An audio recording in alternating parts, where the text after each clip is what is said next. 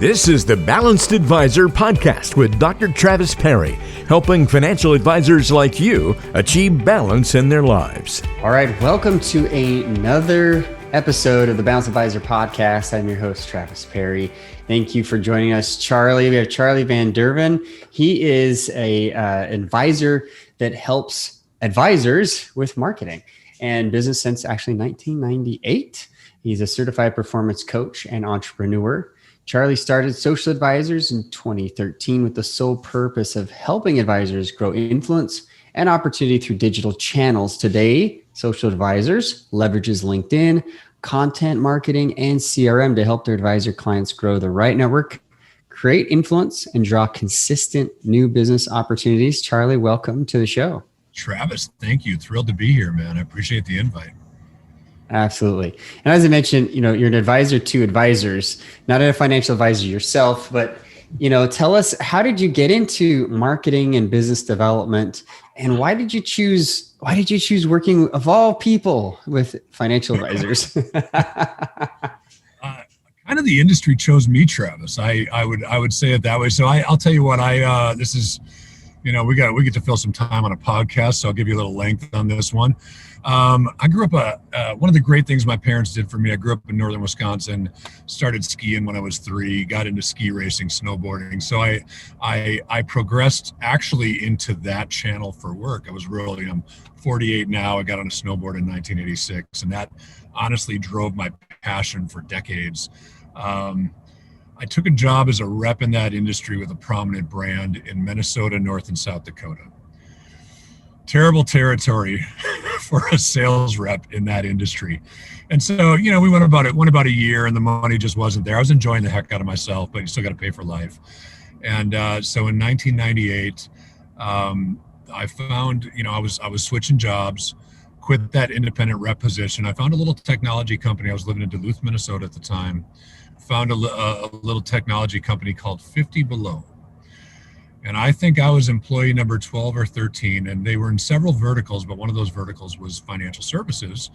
And they were doing locator technology. So if you went to morganstanley.com, was one of our clients.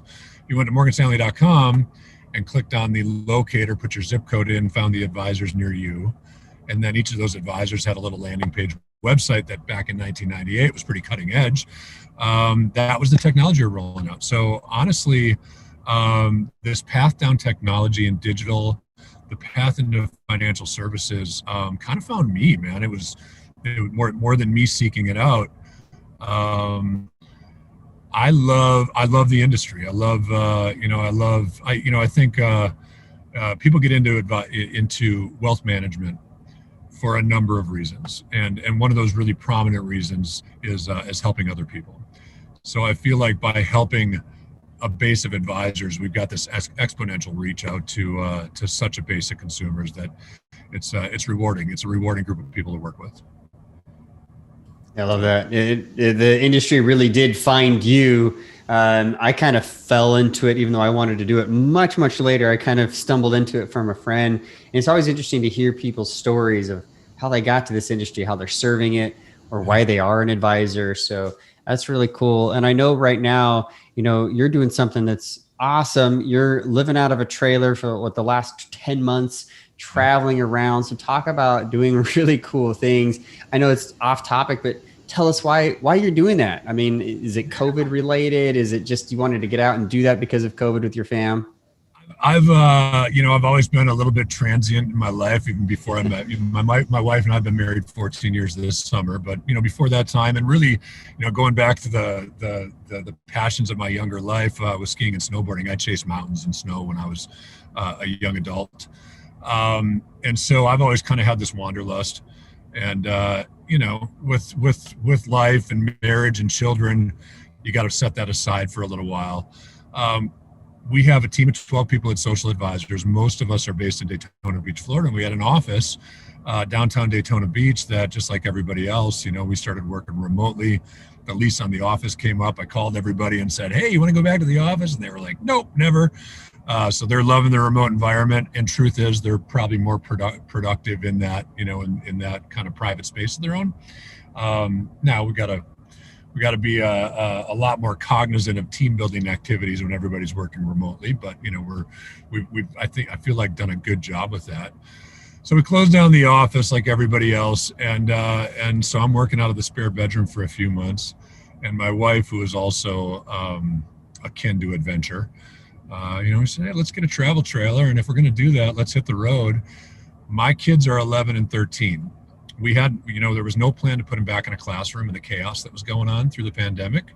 So we thought this is our window of opportunity. They'll go back in the classroom this fall, and we may not have a chance like this. So let's go take a little drive. And that drive, as I'm sitting in my mobile office, Travis, that drive has encompassed more than 24,000 miles at this point. Unreal. Yeah. Unreal. Yeah. So we're having a good time. I'm in Crossville, Tennessee. Here's what's cool, Travis. Okay. I'm in Crossville, Tennessee. We're 9 hours from home. The people who rented our house while we were gone will move out on the 31st of May. We will move back in. So I guess I just ruined the evergreen aspect of this content, right? Move back in June 1st. Couldn't be more than excited to be back at our place and near the beach and stuff. So see, I love that you did this, and I love that we're talking about this because this whole podcast is about balance and being able to make these changes. People think, oh, it's time management, it's constricting, it's no, it's empowering, it's emboldening to be able to do these things that you're able to do, virtual work, 10 months away from the office. How cool is that with your family, and that you really enjoy those things? Before we get into balance, I do have to ask, and you can have bias. You've chased mountains, you've chased snow. I've skied actually all over the United States. And I'm curious, where is the best mountain you've ever skied or boarded? Wow. So I lived for 5 years of my life, I lived in North Vancouver, British Columbia. I spent most of my time on the little coastal ranges there, Whistler Blackcomb is amazing. I would put Big Sky, Montana right up there. I'm going to shock some people here. Not the best mountain, but perhaps the best snow I've ever been on in my life. And I feel like this is a pretty qualified response with lots of experience. I lived in Alaska, so I'll qualify it even with that. Is at a little resort called Mount Bohemia in the Upper Peninsula of Michigan. So if you look at a map, Travis, you will see the Keweenaw Peninsula sticks out almost to the middle of Lake Superior. And there's a little town there called Copper Harbor, which is like the last bastion of civilization when you go out that peninsula. Mount Bohemia is maybe 30 miles north of Copper Harbor. It's a beautiful view out over Lake Superior. It is, they just get 8 or 9 inches of snow a day, even with no precipitation, because it's so cold that the air is going to freeze. So when I learned that, I've been there maybe 4 or 5 times. I learned that riding up a chairlift with a local one day, and I said, oh, wow, great that we got some snow here. I'm only here for 2 days. He's like, we didn't get any snow. Meanwhile, there's 6 inches of fresh on the ground. It is literally just the air crystallizing, which makes it, light like a Utah snow. Yeah. So snow quality, Mount Bohemia wins. Mountain, gosh, I got to say Whistler Blackcomb. Big Sky. My Tahoe friends would probably kick me a little bit if I didn't throw Kirkwood in there as well, So Whistler Blackcomb, Big Sky, Tahoe, and then Michigan or Utah snow. So that's what I'm getting from you. That's well, that's fun. Went to school at Northern Arizona in Flagstaff, so I spent a few years at the Arizona Snow Bowl. And the seasons are hit and miss, but when you get snow, it's super light. It's desert light. So love it. Yeah. Well, that's fun. Well, and it's great to talk about your passions, the things you like to do, travel, hit the mountains, and we're gonna ask you obviously a little bit about balance today. That's what the whole podcast is for. But getting the background is super important, and helping the audience know a little bit about you. If I was to say, Charlie, tell me your definition of balance. What is that for you? You've already learned a lot about me, Travis. We've known each other for some time now, even outside the podcast. I've moved around a lot, and I've been in Florida, established in Florida for 10 years because of family, right? I have always lived somewhere for lifestyle. most of my friends after college moved somewhere for a job, and I kind of always rejected that, right? So I've always put myself in a position to make my life as important as my career.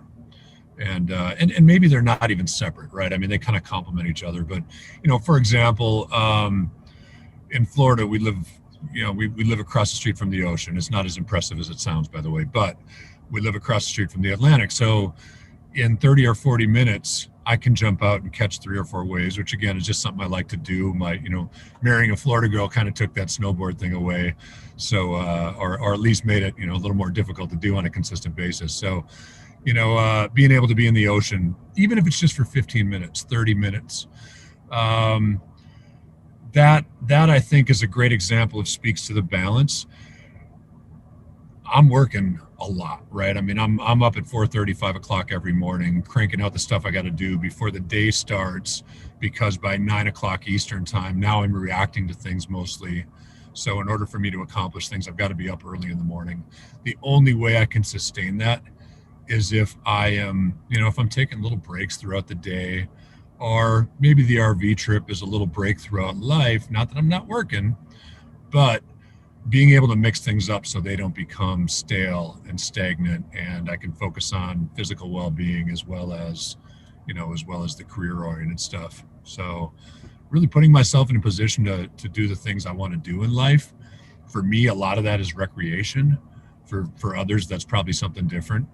But putting myself in a position to accomplish my career goals, but also focus on the things that are important for me in life. So. Yeah, I love that. That you're making life as important as your career. You live somewhere for the lifestyle, not living somewhere for a job. I want to speak to this for a second, because I think a lot of people get in this trap, advisors too, of I've got to do this because of my job. I have to, I should, I got to, and it's so constricting. Yes. It's so constricting that, even as a business owner, well, now I have the flexibility, I have the freedom.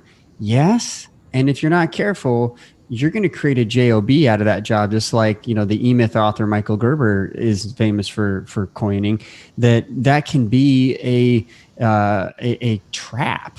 And, I talk about the workaholic trap in my book, Achieving Balance.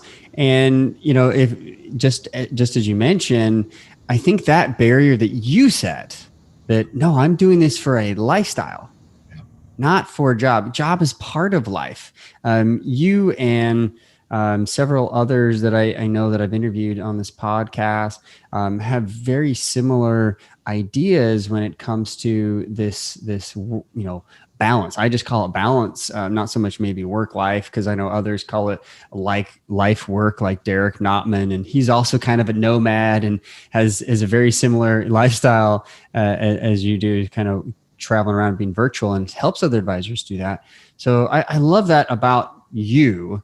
No, I'm going to make this work wherever we're at. You were probably doing a lot of virtual stuff before it became cool. So that's awesome. I appreciate you sharing. What do you think, as you've worked with so many advisors, being in this industry really since 98 ish, right? Serving them and now serving them directly with marketing and business development. What do you think is one of the biggest issues that you've seen in the industry for advisors to have good balance? It's 20 plus years of working with advisors, Travis, and a lot has changed in that time.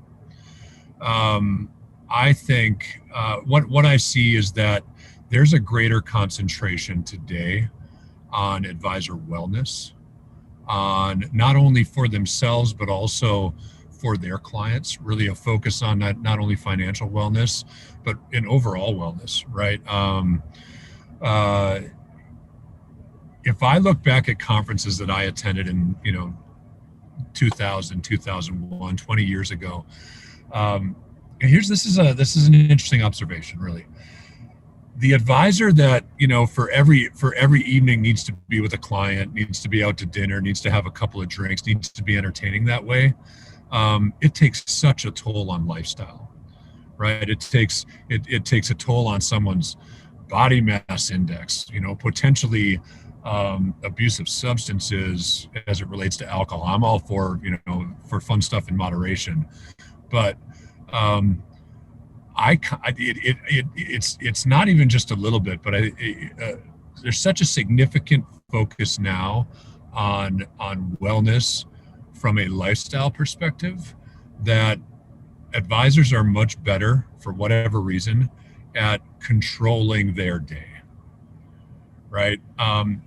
Listen, it happens on our team too. I won't name any names because hopefully people listening to this are clients of ours and know the people internally on my team. But, we got some people that, listen, dude, they're driven, and that's awesome. But when they're still working, when they started at 8 in the morning and they're still answering emails at 7:30 at night, I've got to say, stop it.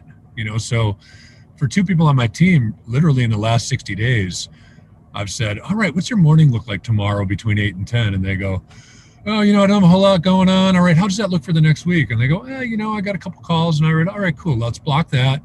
Now hit the repeat on there. So every single day, you're not scheduling any calls between this time. Now, what's that look like after 5? Well, I'm good. I got a couple California clients, so I got to talk to them on Friday or whatever. I said, all right, with exception of Fridays, everything after 5, you don't take calls, right? So we've had to do a lot of that internally as well. And you've got some people who do it naturally. You've got some people who are just going to pour themselves into work. And as we've got to be really aware of that as individuals and as leaders of teams, to be able to kind of protect some people from themselves to some degree, I guess.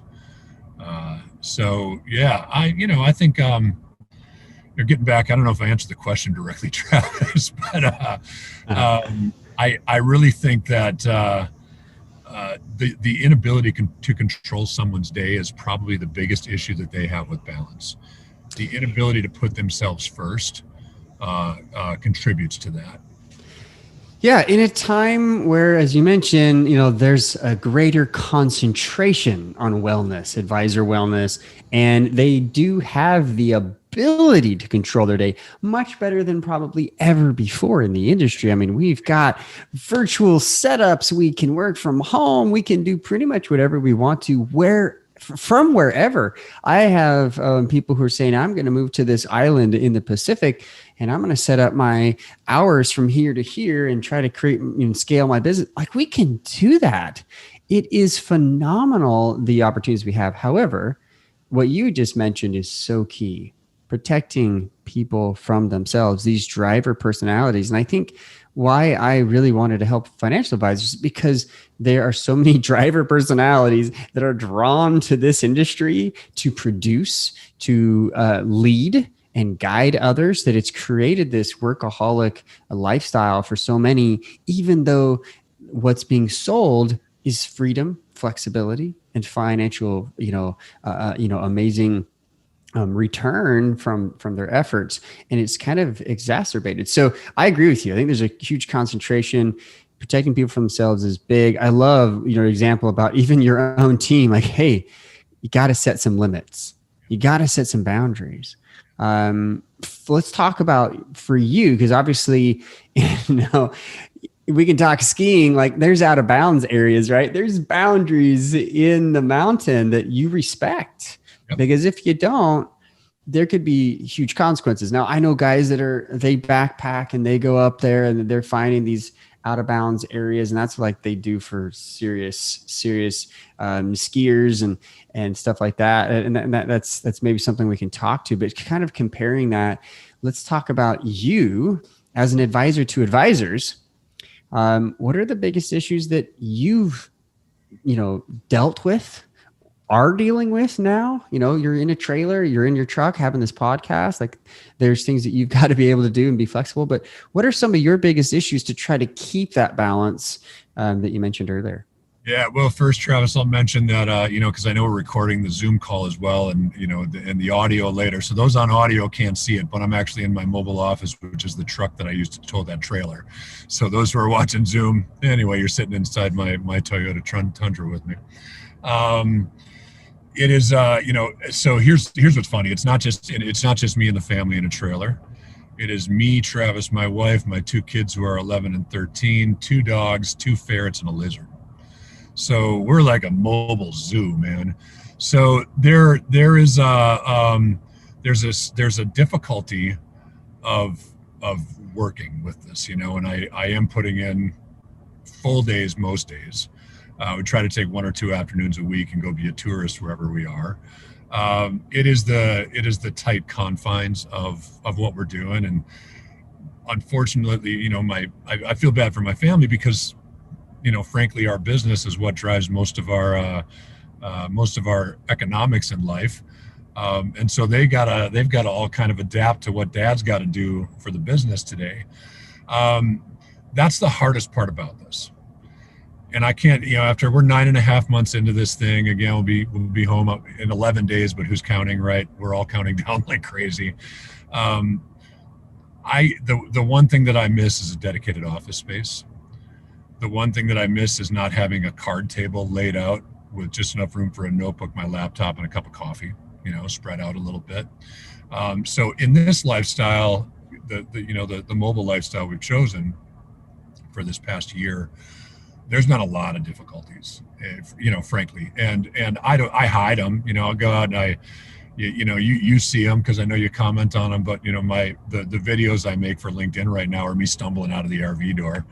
Hey, sometimes I haven't taken the shower yet that day, but hey, here we are in this town, and here's a tip or a concept for you. I think I put on a good face in those videos, but dude, this is hard.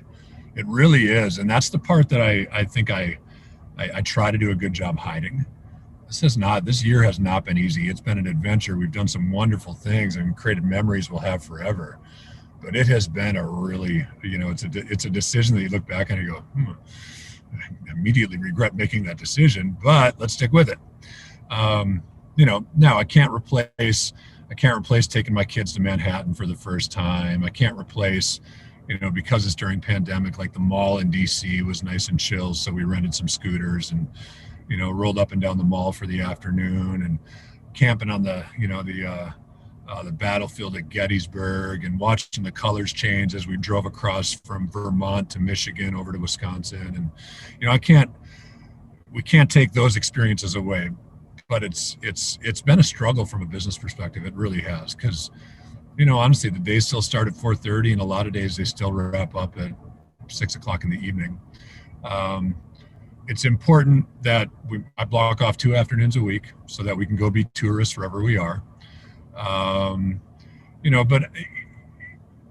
those are probably my in the lifestyle we've got for the last year, Travis. It has been difficult to maintain that balance because very, very, very limited time for me, myself, and I as well.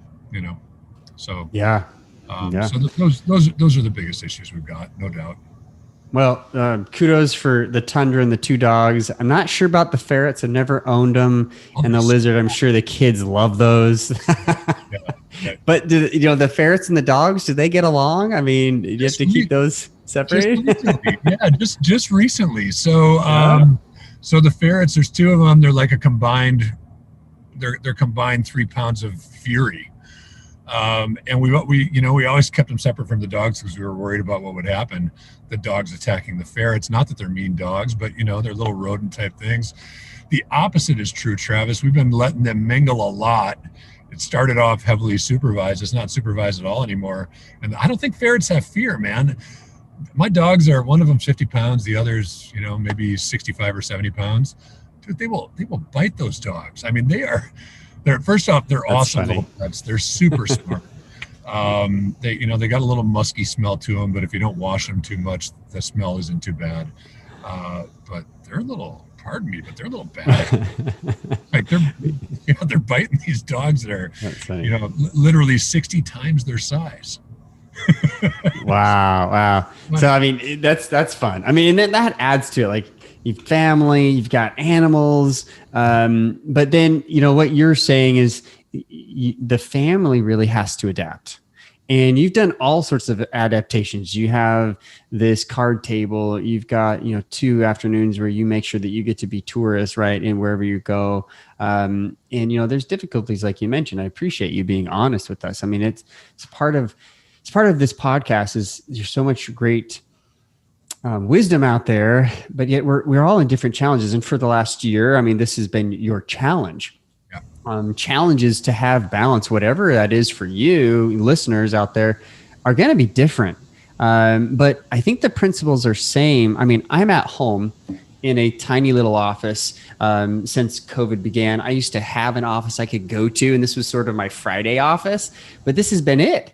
And my kids are homeschooled. We've been doing that for 12 years. So that's nothing different than a lot of people, they've been struggling with that the last year. But so we have very strict boundaries about what we do, and kids know, and that's why I wear my shirts, and so that they know that dad's at work and that kind of thing. But I love that you mentioned that the family has to adapt because you're in it together. Literally, you're in a trailer together making this all happen. What do you think that the kids have had to do so that, you have been able to have some of that work time? Well, they're in virtual school, so we live in Volusia County, Florida. And Volusia County's always had a really, a pretty good virtual program. Of course, it got flooded with COVID, right? So they did struggle. So they got started with school a little bit later than most kids that stuck with the classroom or anyway. So they've got certain hours that they're working on school every day. So I think what we've done to address is I take calls during certain times of the day. So there's times that I need some quietness within the trailer or, in the truck or wherever I've got to go to get that quiet time for those calls. I try not to schedule calls outside of that time unless it's a really important, really important situation. Internal calls with my team are easier. Certainly we can be a little more flexible when it's a team member. During those times that I take calls is their time for doing school as well. So, we've all got a business component of our life that just, we try to just, make sure those coincide, so that we're not in each other's way, if you will. Here's one of the really cool things that came out of that. So I'll be sitting, like you and I on Zoom right here. You don't know what's going on behind the back of that laptop computer that I'm using right now. My wife's usually, in the kitchen 5 feet away. She's been a part of our business, Travis, from the very beginning. She founded it with me, but she brings a whole different skill to the business now. Cause I do a lot of coaching. So I got a lot of coaching calls. Carmen, my wife's ability to say, you said it this way. I think you missed the mark a little bit. And maybe if you present that same concept in this way. So she's actually been a coach to me who's coaching advisors on certain concepts, and I say things the same way I've been saying them, and I adapt a little bit. She's got a whole different perspective on that stuff. She's been listening to me for a long time, but just being intimately involved in the listening of every conversation, her input, I think, has made me a stronger professional. It's gotten her more involved in the business, which I think is wonderful. She's a incredibly creative person, so she drives a lot of that side of our business. But now she's just more involved in other aspects of our business that actually make social advisors a stronger team and a stronger offering. So that's been kind of one of the fun outcomes of it. That's really cool. Being home and having a home office, my wife can hear what's going on. It's these walls are not soundproof. So that's interesting that you mentioned that, because she'll know when I'm having a good call or a good time. And I get interviewed all the time for other podcasts.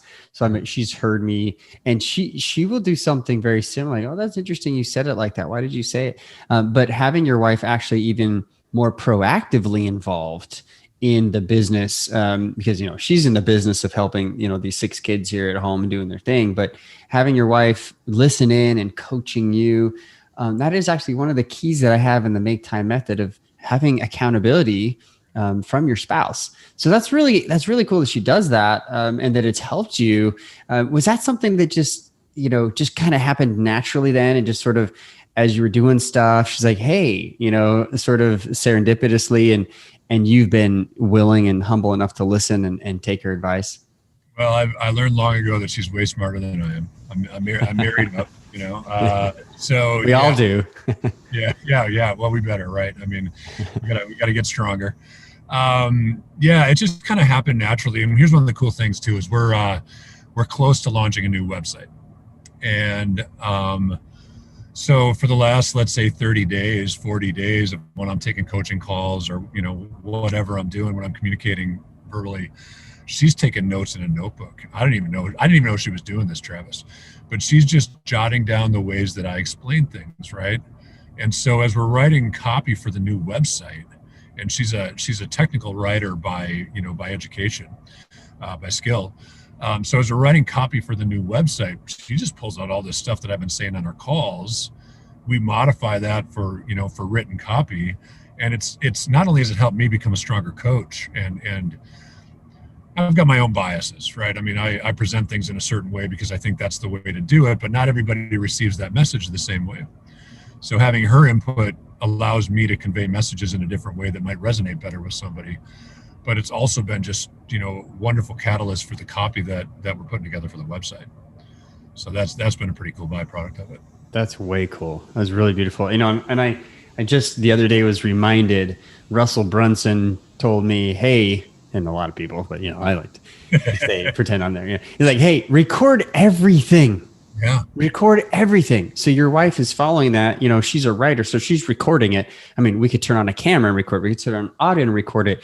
We're going to take this content from the podcast. It's going to be on YouTube. It's going to be on LinkedIn. It's going to be, in audio and written format. You record everything and then reuse that content. And you and I know we've been on social media hanging out together for a little while and being able to see how I use content and you use content. And that's a big part of what you do. So I think that is huge, important tip, that we should be doing that. If not our own self, like have somebody follow you like your wife is doing for you and be able to pull that out.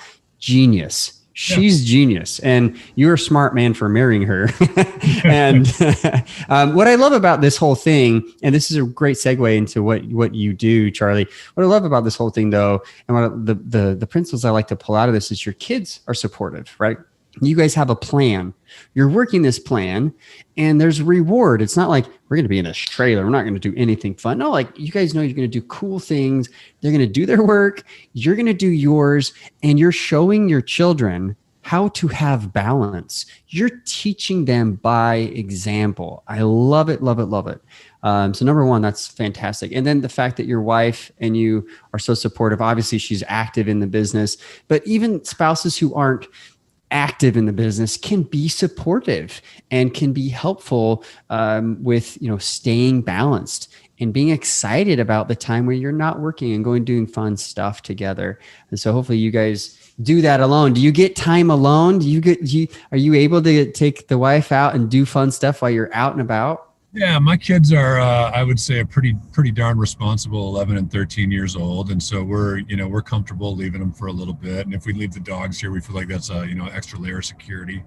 So, we're in Tennessee. We took one of our afternoons off this week we drove over to Knoxville, which is maybe 50 or 60 miles away. And that was just my wife and I, and we went and we were tourists in Knoxville for a while, a town that I don't know if I can say I lived there. I spent maybe 10 weeks there several years ago. So that was fun. The other afternoon this week, we hiked took the kids and hiked to a place called Ozone Falls, which is, close to where we are here in Crossville. Incidentally, Ozone Falls is a famous waterfall from the Lion King. So, anyway, now if the kids watch Lion King again, they can go, oh, we were there, so. We do, and we'll always take a day on the weekend. We travel every weekend. So one day is all dedicated to travel and driving. The other day is, dedicated to getting something out as a family. I like to golf. I'm not a good golfer, but it's one of the fun things I've been able to do is when I've got some time is go golf at these courses all over the country. Nothing famous. I'm not good enough to go worry about spending, $90 on a green fee. So, I think the place I golfed here in Crossville was $17. So it's Yeah, love it. That's great. Dude. That's yeah. So, but what I see from you still is like dedication. You have a calendar, you have an ideal calendar. You get out, you do stuff for you, you do stuff with your wife, you do stuff with your kids, and the dogs and the ferrets get to hang out together. I mean, there's all sorts of good stuff here that's happening. And I could see people who are like, yeah, I want to go sell our house and, take the open road. Like I could see it being a disaster for them, right? This could be a total disaster. But I think the business application here is huge. And the life application is have a plan, have a schedule, have an ideal calendar that you can put into place, make sure the family's on board, you're on board, you have boundaries, and that you can be flexible with that. Throughout, I think those are the principles that I'm seeing that you're living. And while they're challenges, you seem to be very versatile in those challenges. And, even as you're launching this new website, and it's really cool. So I want you to tell us a little bit about how you help advisors with this website. I know it's coming out, and I know, that you do a lot of marketing and business development, but, let's talk about that new website, talk about what you do to help advisors with their marketing. Yeah, Travis, we've been I don't know if I went through the whole story, but after 50 Below in Duluth, I opened up with them, and there's a lot of people from legacy like RBC, Morgan Stanley, Smith Barney before their merger that'll recognize that name. That's a company that was purchased by Emerald Connect, which is now part of Broadridge. When all that went down, I worked with a prominent marketing brand in our industry, FMG Suite, for about 2 years. And great company, great group of people, progressive, got a lot of friends there. I saw their model as something that necessarily I didn't, it's a good model. The build it once, sell it many times, I think has made marketing content and such so commoditized that it's difficult advisors tapping into those types of models to stand out, right? It just kind of puts everybody in the same bucket. And when I left FMG Suite, it was really knowing that I wanted to go in a totally different direction than what they were doing. I knew advisors needed help with marketing, right? It needed help with sales. One of the difficulties I see specifically with young advisors is they walk out with a finance degree and they're all chomping at the bit to help everybody with their financial well-being. And then they fall into a role with a big firm.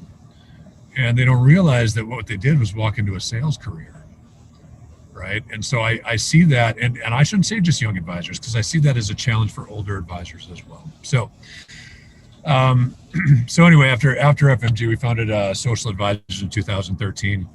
At the time, we were really just focused on creating custom content for advisors to stand out in social media. So we go back about 8 years in doing this stuff.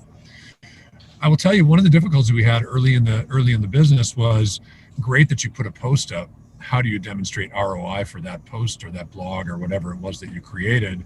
And the answer is, it was really hard to do. And in fact, eventually you got to take that phone call from the client that says, great, Charlie, blog sounds good, but when do I get a client from this stuff? And I got to say something cocky like, how do you know you haven't already? Right? Just to say that, there's a cumulative effect to content marketing that it's hard to track back to one advisor or another to know that content created influence over that particular person. That's what made him be a client. Now, really long-winded, Travis. Gosh, I'm sorry about that. So social advisors, we saw that the engagement side of what we do was just as important as the content side. So we really evolved into, probably 6 years ago, a lot of LinkedIn strategy for engagement. Now, LinkedIn's evolved a ton since then.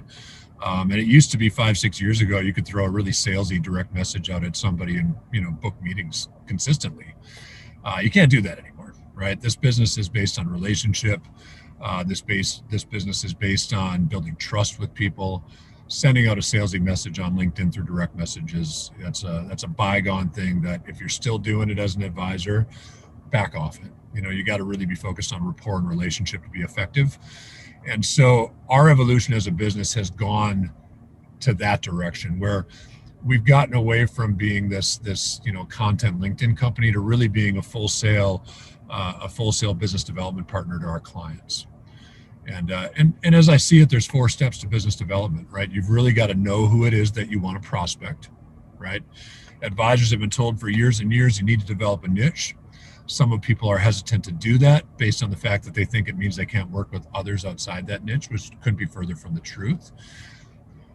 The importance of developing a niche audience is you need to be as personal as possible, but when you're nurturing a large audience, that's really difficult to do. So you need to be able to speak very specifically to the needs and issues and the life of a very specific niche. The more narrow your niche, the more personal your communication becomes, right? Maybe it's not physicians you want to prospect, but maybe it's, if you live in Cleveland, it's physicians at the Cleveland Clinic. Now we can speak a little bit more to the internal, goings on of the Cleveland Clinic. So that first step is having to develop a niche. We help advisors through that process. The second step is you've got to build as large a network around that niche as possible. LinkedIn is still a great way to do that, but you have to do that differently today. There is some play for advertising there. There is, traditional networking. There's a lot of ways to build that niche audience, but you've got to concentrate on building as large an audience as possible. We've got some automation tools to help out with that. We also have some coaching that advisors can do on their own to help out with that. The third step is you got to nurture that niche, right? And that is largely through content marketing. You and I are obviously huge advocates of content marketing. We've got some great little software tools in place to make sure that content is getting out in front of as big a part of that network that you're growing as possible. Now, here's the problem that I see a lot of advisors have with content in the industry. First off, compliance. I don't know any compliance departments anymore that don't allow advisors to submit personal content, right? Content they created. So the advisors that are still relying on that pre-approved hearsay content or that vendor-approved FMG content or whoever else is putting out that pre-approved type content, understand that that's not you, and it's you being a clone of the 40,000 other clients or the 15,000 other advisors within that firm. That is not. First off, it's not going to get any visibility. We'll talk about that in a second, but it does absolutely nothing for building personal relationships. Can we talk about that right now? Yeah, get on that. This is my biggest boom. Like I just you're killing it, because this is my biggest pet peeve. I follow literally thousands of advisors. Yep. And I have Sales Navigator. If you have LinkedIn and you want to do anything on LinkedIn, you have to have Sales Navigator. And so I'm following all these advisors, and like clockwork, all the Mass Mutual people, post the same article. All the New York Life people, same article. All the Northwestern News people, same article. And some of them, they could at least personalize it. They could at least say, here's the content that's coming out that I can pre-approve, send you. Doesn't have to go through compliance for 10 years. But they can at least put something on there that is, how do you apply this to your niche? I know advisors who are helping. This is a crazy little tiny niche, but he's an advisor to railroad engineers. Like, talk about niche. Yeah, like, he could say, hey, pensions are going away or whatever, here's the basic post. He could at least say, what does this mean for railroad engineers? Like, this is what it means. And at least write something that would personalize it. And I remember being a Northwestern Mutual guy and coming into the industry, but I knew it was a sales career. Like, it's pretty clear, like, you're trained in sales. But some people, they just walk into it going, I thought I was an advisor. Like, I'm going to tell people what I know. Not so much. Most places you get to as starting, right? But the quicker that you create a niche for yourself, the quicker that you become an advisor. Because now you can take that information and apply it. And when that happened to me, light bulbs went on. Like, I became the advisor to summer sales managers. They made great money. They spent everything. Their wives were really upset, and I helped the whole family. Like, it was beautiful. I helped them invest. I helped them to manage their budget and everything. It got me to where I am today. But as soon as I made that a niche of mine, then instead of like, hey, who do you know that needs an advisor? It was, hey, dude, I know you're in the same niche. And I had to use dude because, you know, that, hey, dude, like, tell me the other managers in your company. How about the companies you used to work with last year that you just came and brought all your team over to? Like, it was a natural fit, and it became so easy to build the business. So I could not agree with you more in point one and point two, as far as getting that marketing, that content out there, man. I think that's wonderful advice. Keep going. Keep going. So it's, the other thing is with that firm approved content, that pre-approved stuff, Travis, you got to think about the way, like LinkedIn, for example. LinkedIn makes money in a couple different ways. If you know of any others, I'm open to it. But as far as I know, upsell stuff, premium services like Sales Navigator, which I agree with you, single best sales tool I've ever owned or ever used. So premium services like Sales Navigator and advertising. So LinkedIn's got to retain eyeballs to maximize advertising. Yet we've got all these advisors sharing third-party links, driving people away from LinkedIn. So LinkedIn doesn't show your content to anybody. Even, most of it's, pardon my French, but kind of crap content anyway that we could Google and get answers to anyway. But if you're sharing a third-party link, you're not going to get any visibility. So your brand doesn't create additional awareness either. So first step, niche. Second step, grow that network. Third step, nurture that network. The fourth step, Travis, is CRM, right? Excuse me. We've got some great CRMs in the industry, Redtail, Wealthbox, and others have modified versions of Salesforce and such. But most of these are not marketing capable CRMs. So it's taking an AI type technology. We use a platform called SharpSpring. It's an awesome platform. If you've got someone in your CRM that touches your website, you get an email notification. If they open an email notification, right? You can turn those notifications off if they become too much. If they interact with a piece of your social media content, because you can embed a code on that content, you get a notification. You get a lead score.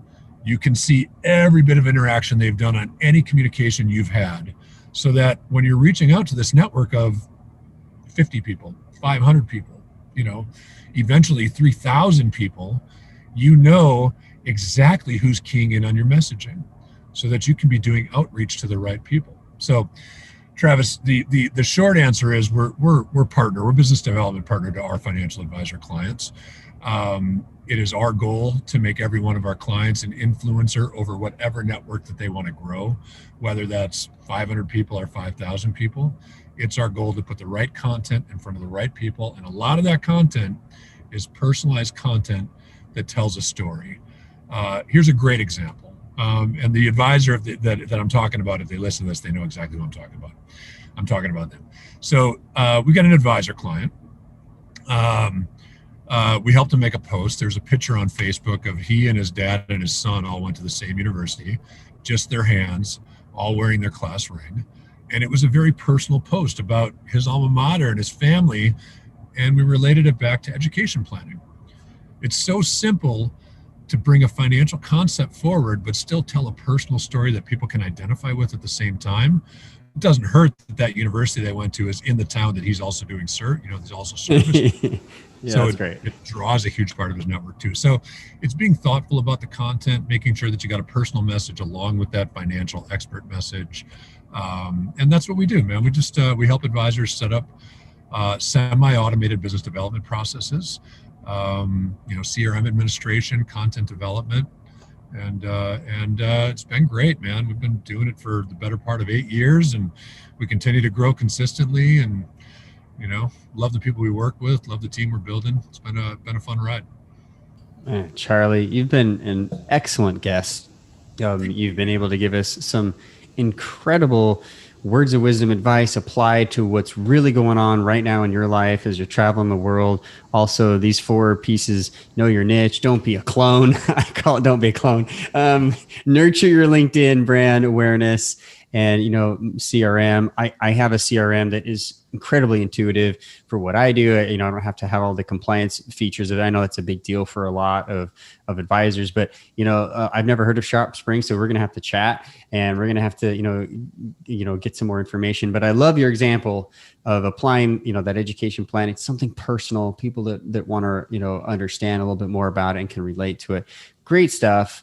I really appreciate you sharing these gems. If people want to know how to follow you, get more information about interacting with you, where should they go? Social-advisors, social-advisors.com is the website. And Travis, I own the business. I got a big team, but I don't hide behind anything. My cell phone number, that's how much I don't hide. 386-846-5291. I'm a resource to anybody, man. It's important that we lead with education. It has been the right way to do it. It's helped us grow a business. But if all you need is advice and information, we're good with that too. Social-advisors.com. Check out Charlie Van Derven. Thank you for being on the show. Also, I think you talked a little bit about pre-show, a specific freebie, postgreatcontent.com. Can people go there and learn more about social advisors? Yeah, that's awesome. So what that is, Travis, is just a little giveaway that we got, postgreatcontent.com. There's a 365-day content calendar there. It is not content that you share. It is every business day of the week of the year. It is inspiration for content that you can build. Love it. The other thing I'll plug real quick is Social Post Party. Socialpostparty.com is we know the concept of content pods on LinkedIn. This is a little bit of software that puts pods on steroids. So wow. Socialpostparty.com. There's a video of me there. I'll tell you all about it when you get there. Sweet. Yeah, but it's a global community. We got members all around the world, not all financial industry, but it's a global community of content creators just working together to get our content in front of more eyeballs. Love it. Thanks for being here. I know we've got a hard stop. Thank you for being on the show, listening to the Balanced Advisor podcast. Thank you, Charlie, for being here and for sharing what you've done. You're a great balanced guy, and I appreciate you being here. Thanks, Travis. I appreciate you creating the forum where where entrepreneurs like myself can get our word out and create more brand awareness. Maybe, I don't know. But, you're good at what you do, Travis. I appreciate you having me on, making the invite, and a pleasure to be here, man. Absolutely. Thanks, Charlie. Cheers, man.